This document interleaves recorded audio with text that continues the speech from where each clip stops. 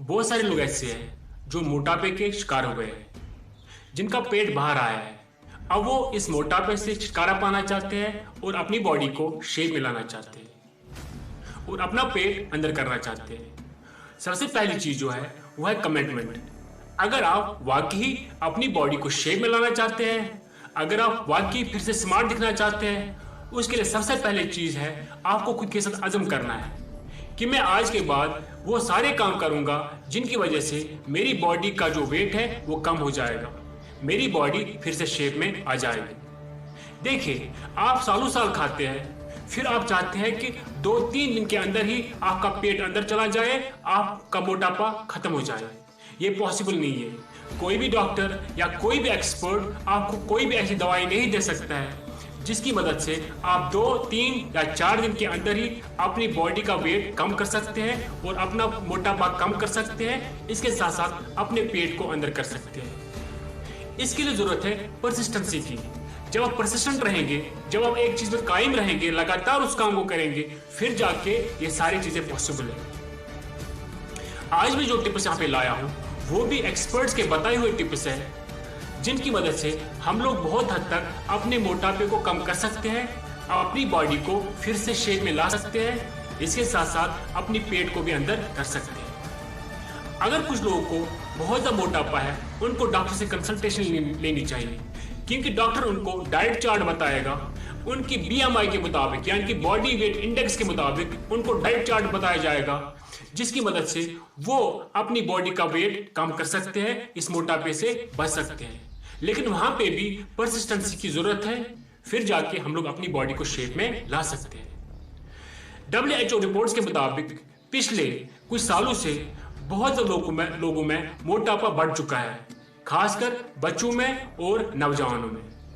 अगर हम लोग अपनी सेहत का ख्याल नहीं रख सकते, अपनी बॉडी का ख्याल नहीं रख सकते, तो हम कहां से दूसरे लोगों का ख्याल रख सकते हैं। तो चलिए शुरू करते हैं आज का वीडियो। पहली चीज जो है, अगर हम लोग चीनी का ज्यादा इस्तेमाल करते हैं उसको बंद करना है। जिन लोगों को मोटापा है, जिनका पेट बाहर आया है, जिनका ओवरवेट हो चुका है, उनको शुगर बंद करना चाहिए। चाहे वो चीनी किसी भी सूरत में हो, चाहे वो ड्रिंक्स की सूरत में हो, में चाय की सूरत में आप चीनी खाते हैं, वो चीनी बंद करना है। क्योंकि चीनी हमारी बॉडी को कोई न्यूट्रिएंट नहीं देता है, कोई एनर्जी नहीं देता है, बल्कि इसमें एम्प्टी कैलोरीज होती है।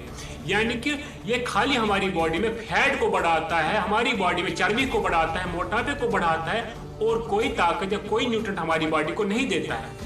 इसलिए बेहतर यही है कि जो शुगर है उसको बंद करना है।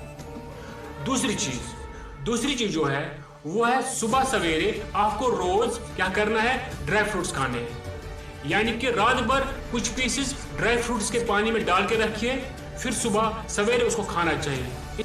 पॉइंट नंबर 3 जो है वह प्रोटीन फूड्स का ज्यादा इस्तेमाल करना चाहिए। यानी कि दालें है, अंडे है, बेसन है या बाकी जो फूड्स है जिनमें प्रोटीन मौजूद होता है, वो ज्यादा हमें खाने चाहिए। इसकी वजह से क्या होता है, हमें बहुत देर तक भूख नहीं लगती है। इसके साथ साथ इन ग़िज़ाओं की वजह से हमारा मेटाबॉलिज्म बूस्ट हो जाता है, फिर हमारा वेट लॉस जल्दी हो जाता है। पॉइंट नंबर 4 जो है वह जितना जल्दी हो सके उतना जल्दी शाम का खाना खाना चाहिए। एक्सपर्ट्स का कहना है हमें लगभग 3 घंटे सोने से पहले शाम का खाना खाना चाहिए, क्योंकि जब हम लोग शाम का खाना खाते ही सो जाते हैं, फिर हमारी इनडाइजेशन हो जाती है, यानी कि हमारा खाना सही से हजम नहीं हो जाता है, फिर वो फैट में तब्दील हो जाता है और हमारी बॉडी में मोटापा बढ़ जाता है। पॉइंट नंबर 5 जो है वह एक्सरसाइज करनी चाहिए या हमें कुछ टाइम वॉक करना चाहिए। जब भी हम लोग कोई भी खाना खाए, वो हमें क्या करना चाहिए, उसके बाद हमें वॉक करना चाहिए, कुछ किलोमीटर निकालने चाहिए, क्योंकि जब हम लोग खाने के बाद ही बैठ जाते हैं, इसकी वजह से भी हमारी बॉडी में मोटापा बढ़ जाता है। पॉइंट नंबर 6 जो है वो ये है, जब भी हम लोग शाम का खाना खाए वो बहुत ही कम खाना चाहिए, जितना हो सके शाम का खाना कम खाना चाहिए। पॉइंट नंबर 7 जो है वह होममेड ड्रिंक्स का ज्यादा इस्तेमाल करना चाहिए। यानी कि कुछ एक्सपर्ट्स कहते हैं हमें शाम को जीरे को पानी में डाल के रखना चाहिए, फिर सुबह सवेरे उसको छान के पीना चाहिए। पॉइंट नंबर 8 जो है वो है सैलेड्स का ज्यादा इस्तेमाल करना चाहिए, जैसे फ्रूट्स है या जो वेजिटेबल्स है, यानी जो सब्जियां, कुछ सब्जी है जैसे खीरा है, जैसे गाजर है, या इसके साथ जो मूली है, उनका भी ज्यादा इस्तेमाल करना चाहिए। Thank you.